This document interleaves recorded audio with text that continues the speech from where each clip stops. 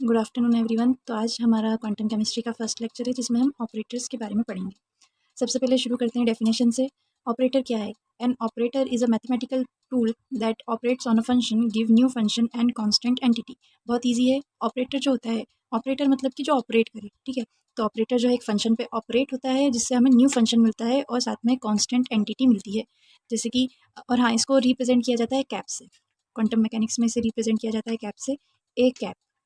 तो जैसे कि ए कैप एक ऑपरेटर है जो इक्वल है डी बाई डी एक्स के, और हमारा फंक्शन है x square.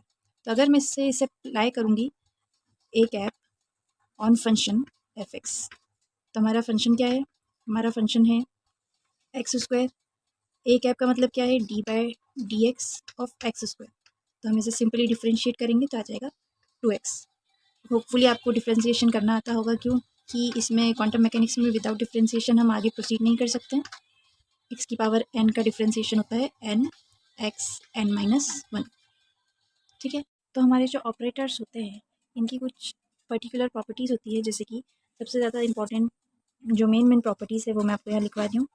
Represented by cap, इन्हें हम काय से रिप्रेजेंट करते हैं? कैप से, ठीक है। उसके बाद without any function, without any function, function को यहाँ मैं शॉर्ट में एफ एन लिखती हूँ, function operator is useless, operator is useless.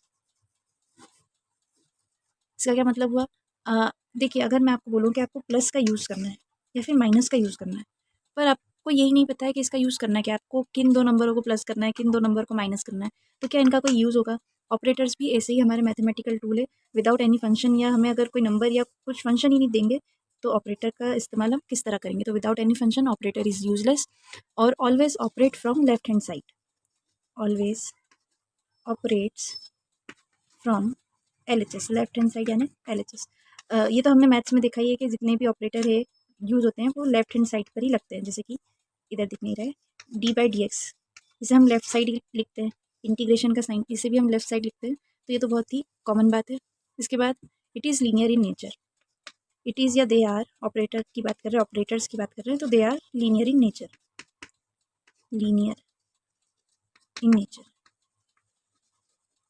Linear in nature का मतलब है कि जैसे कि मान लीजिए ए कैप एक ऑपरेटर है, बी प्लस सी भी ऑपरेटर्स है, ठीक है।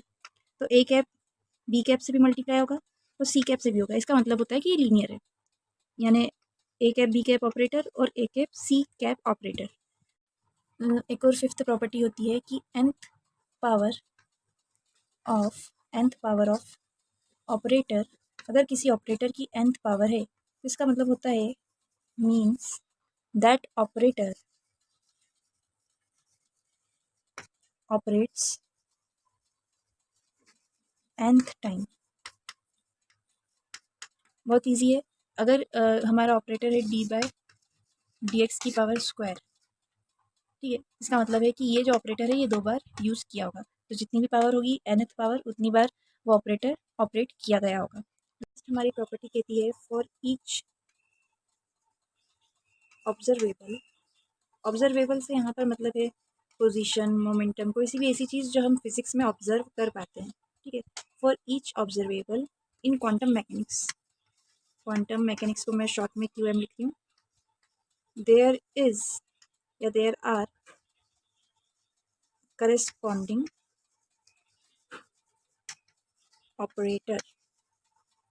इसका क्या मतलब हुआ? मतलब अलग अलग ऑब्जर्वेबल के लिए एक अलग से ऑपरेटर इस्तेमाल किया जाता है। इस पॉइंट को, सिक्स्थ पॉइंट को हम अगले वीडियो में और अच्छे से समझेंगे।